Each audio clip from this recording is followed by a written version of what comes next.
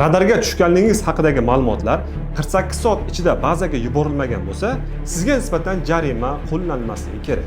Ya'ni, Ma'muriy javobgarlik to'g'risidagi kodeksning 17.1-moddasiga ko'ra, foto va video qurilmalar orqali qayd qilingan huquqbuzarliklar yo'l harakati xavfsizligining elektron bazasiga 48 soat ichida yuborilmagan bo'lsa, bunday ishlar tugatilishi belgilab qo'yilgan. Ya'ni bu nima degani? Buni qanday aniqlash mumkin?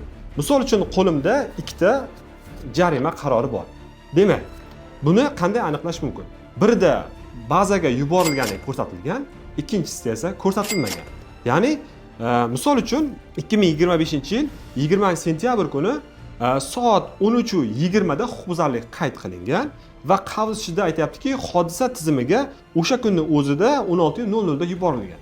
Demak, bunda bazaga yuborilganligi aniq qarorda ko'rsatilyapti. Demak, ikkinchi qarorimizda 3-oktyabr kuni huquqbuzarlik aniqlanyapti va bazaga qachon yuborilgani ko'rsatilmayapti va oradan 4 kun o'tgandan so'ng jarima qo'llash to'g'risidagi qaror rasmiylashtirilyapti. Demak, bu yerda 48 soat ichida bazaga yuborilganligi aniq ko'rsatilmagan. Demak, Konstitutsiyamizning 20-moddasida qonunchilikdagi ziddiyatlar va noaniqliklar fuqaro foydasiga hal etilishi belgilab qo'yilgan. Demak, jarima qarorida bazaga yuborilish muddati ko'rsatilmagan bo'lsa va undan keyin jarima, ya'ni muddatdan o'tib jarima qo'llanilgan bo'lsa, bunday holatda jarima qo'llanmasligi kerak. Ya'ni, mana shunday noaniqliklar fuqaro foydasiga hal etilishi kerak. Mana shunday hollarda sizga jarima qo'llanilgan bo'lsa, demak, siz sudga berib ushbu jarimani bekor qildirishingiz mumkin. Agarda mana shunday holat sizda yuz berayotgan bo'lsa, bizga murojaat qilishingiz mumkin.